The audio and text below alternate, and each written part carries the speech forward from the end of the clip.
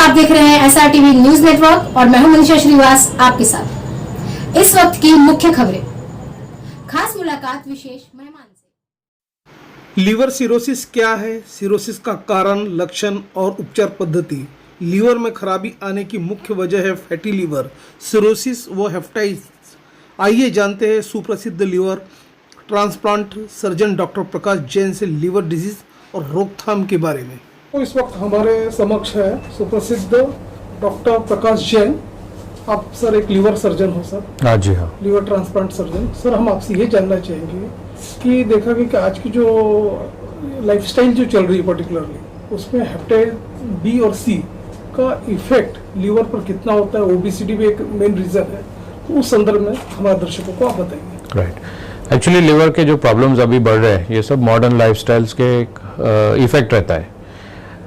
Sugar के patients को ज़्यादा फैट डिपॉजिट होता है लीवर में, तो वो एक कारण है जो इंक्रीज होने वाला है अगले 10-15 साल में। जैसे इंडिया में डायबिटीज़ का बर्डन बढ़ रहा है, तो उसके वजह से उसके ऊपर आप देख लीजिए हेपेटाइटिस बी, हेपेटाइटिस सी का भी इफेक्ट्स रहते हैं। हेपेटाइटिस सी और भी खतरनाक रहता है बिकॉज उसका इफेक्ट बहुत जल्दी होता है, बट आजकल उसका पूरा मेडिकल इलाज भी होता है अगर बराबर समय पे डायग्नोज होता है।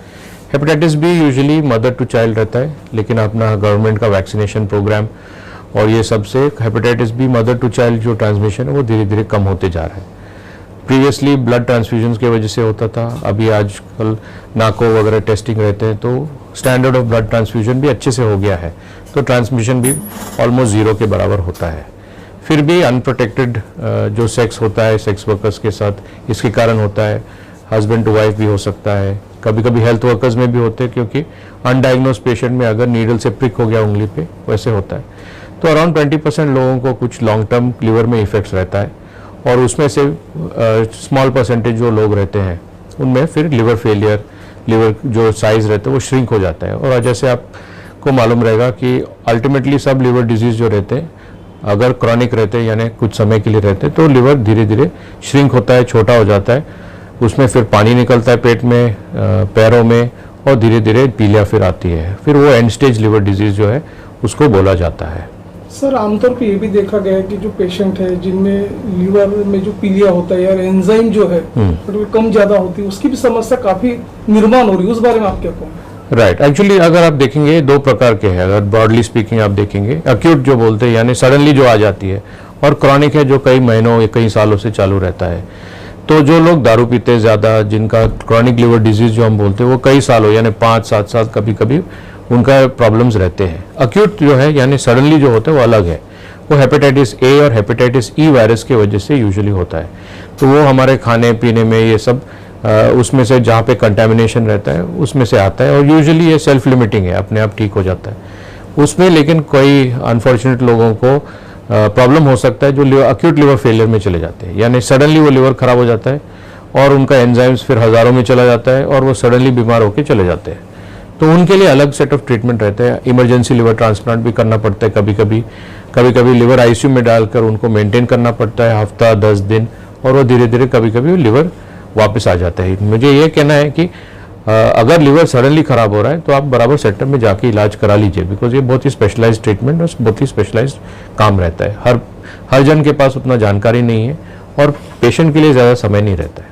सर पर्टिकुलर ये भी देखा कि जो कैडेवर जो पेशेंट होते हैं, जो ब्रेन डेड होते हैं, जिन्हें लीवर डोनेट करना पड़ता, तो ये प्रोसेस एक्चुअली होती क्या है, उस बारे में बताइए। राइट। तो एक्चुअली आप देखेंगे धीरे धीरे जैसे हमारा सोसाइटी एक दूसरे के बारे में ज़्यादा सोचने लगते, पहले क्या लोग अपने बारे में ही सोचते पहले, तो आजकल वो धीरे धीरे वो ट्रेंड चेंज हो रहा है। आप देखेंगे मुंबई पुणे में डोनेशन रेट्स अच्छे से बढ़ रहे हैं, तमिलनाडु में अच्छे से बढ़े हुए हैं पहले से। तो ये सोसाइटी का मैच्योरिटी के अनुसार होता है। धीरे धीरे हमारे यहाँ भी लोग समझ रहे हैं कि दूसरे की मदद करने के लिए ये चीज़ हम कर सकते हैं। तो अगर कोई मुश्किल समय जैसे यूजुअली एक्सीडेंट की वजह से होता है या सडनली स्ट्रोक होता है, ब्रेन में ब्लीडिंग रहता है और वो पेशेंट का ब्रेन फंक्शन चला जाता है, तो मेडिकल साइंस के अनुसार वो उन पेशेंट को बोलते हैं ब्रेन डेड, क्योंकि जितना भी उनके शरीर चलता रहा, हार्ट चलता रहा, गुर्दा चलता रहा, लंग्स चलते रहे, लेकिन अगर ब्रेन वापस नहीं आएगा तो सिर्फ वो एक बॉडी जो है पड़ा हुआ है और मशीन के द्वारा वो जिंदा है। उस स्थिति में कुछ स्पेसिफिक टेस्ट रहते हैं जो गवर्नमेंट के तरफ से बताया गया है कि आपको ये टेस्ट करके, सिर्फ ये टेस्ट अगर पॉजिटिव या नेगेटिव जो भी हो उसके अनुसार आप बोल सकते हैं कि ये पेशेंट ब्रेन डेड है, तो तब भी वो पेशेंट के ऑर्गन्स का आप डोनेट करा सकते हैं। उसमें भी स्ट्रिक्ट क्राइटेरिया रहते हैं। यूजुअली फिट डोनर चाहिए, जिसका ऑलरेडी मेडिकल इश्यूज नहीं है, जिनका कैंसर नहीं है, जिनका दूसरे जो पुरानी बीमारियां हैं, अगर डोनेशन करेंगे उस डोनेटेड ऑर्गन्स पे असर ज़्यादा नहीं होनी चाहिए, तो वैसे वाले पेशेंट डोनेट कर सकते हैं। और ये बहुत ही मुश्किल है जब एट ए टाइम सडनली हो जाता है, बिकॉज आप देखेंगे फैमिली ऑलरेडी शॉक लगता है उनको कि सडनली अब उनके लव्ड वंस को ऐसे प्रॉब्लम हो गया। तो बेटर है पहले से, अगर जैसे ऑर्गन डोनेशन के जो सेंटर्स रहते हैं, आज आप जाके अपना पहले से साइन करके बोल सकते हैं कि अगर मुझे कुछ हो गया तो मैंने फैसला तय किया है कि मैं ऑर्गन डोनेट करने के लिए पहले से तैयार हूँ। तो अगर वैसा है तो इमीडिएट फैमिली को उस समय ये एडिशनल ट्रॉमा, ये एडिशनल डिफ़िकल्ट चीज़ जो है, डिफ़िकल्ट फैसला लेना, उस समय ज़रूरत नहीं होती है। डॉक्टर प्रकाश जैन, आप हमारे विदर्भ और इंटरस्टेट के व्यूअर्स को ये भी बताइए कि जो पोस्ट कोविड ईरा में देखा गया है कि जो स्टेरॉइड जिन्होंने लिया था पहले, तो उनके जो इंटेस्टाइन में थ्रोम्बोसिस के वजह से भी ब्लॉकेड आ जाता, yes. तो उसका इफेक्ट लीवर पे कितना होता है उस बारे में बताइए। तो एक्चुअली अच्छी बात यह है लिवर के कि उसका ड्यूअल ब्लड सप्लाई है। एक तो आर्टरी का सप्लाई होता है जो हेपेटिक आर्टरी बोलते हैं, यानी लिवर का अराउंड 30-40% ब्लड सप्लाई वहाँ से आती है, और पोर्टल वेन जो बोलते हैं, जो पूरा आंतड़ी का ड्रेनेज वहाँ पे लिवर में जाता है। तो जितना भी आप थ्रोम्बोसिस वगैरह जो बता रहे हैं, यस, अक्यूट कोविड में सब प्रॉब्लम्स आ रहे थे, लॉन्ग टर्म कोविड में भी हो सकता है कि कुछ ब्लड वेसल्स वो सब नाजुक हो रहे हैं, बट जनरली लिवर पे उतना असर नहीं होता है अभी, एटलीस्ट फिलहाल जो हमने देखा है। गॉल ब्लैडर पे यस, कुछ लोगों को गॉल ब्लैडर सड़ जाता है क्योंकि सडनली वो ब्लॉक हो जाता है, बट जितना भी हमारे प्रैक्टिस में देखे हैं, लिवर का कोविड का असर ब्लॉकेज की वजह से उतना खास नहीं है।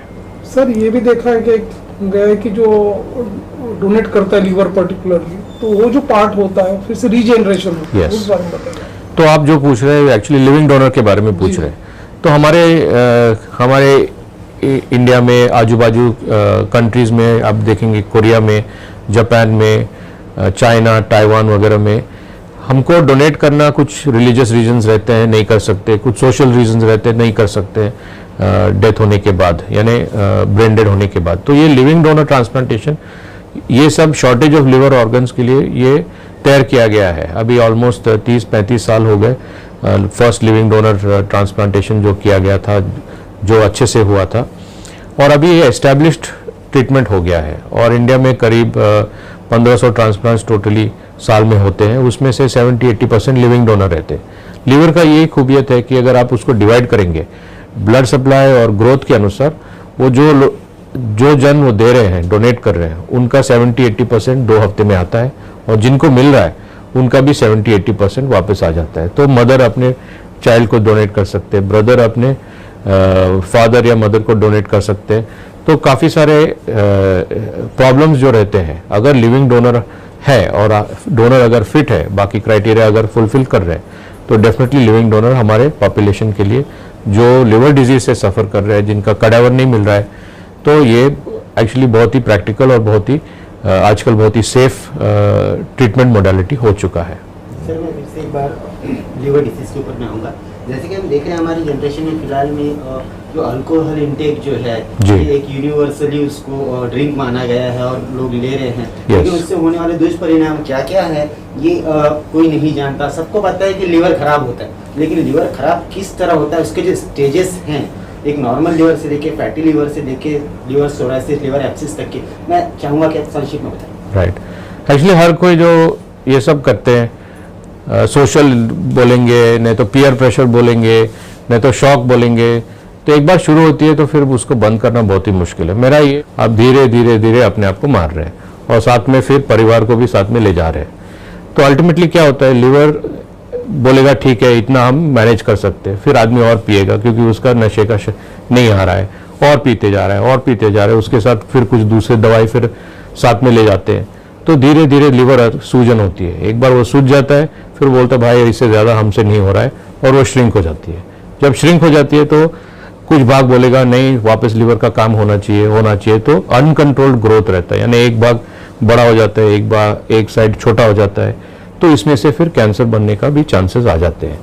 और ये कई महीनों कई सालों से धीरे धीरे धीरे चलेगा, और जब 80-70-80% खराब हो गया तभी प्रॉब्लम्स सामने आएंगे, तब भी पेशेंट डॉक्टर के पास आएगा कि मुझे ऐसे ऐसे प्रॉब्लम हो रहा है, अभी क्या हो गया। तब आप देखेंगे कि 70-80% लिवर डैमेज हो गया, फिर आपका लाइफ एक्सपेक्टेंसी 5 to 7 ईयर्स या 8 to 9 ईयर्स ही है, एक बार सिरोसिस डायग्नोज हो गया, यानी आपके पास आपके घड़ी में उतना ही समय बाकी है।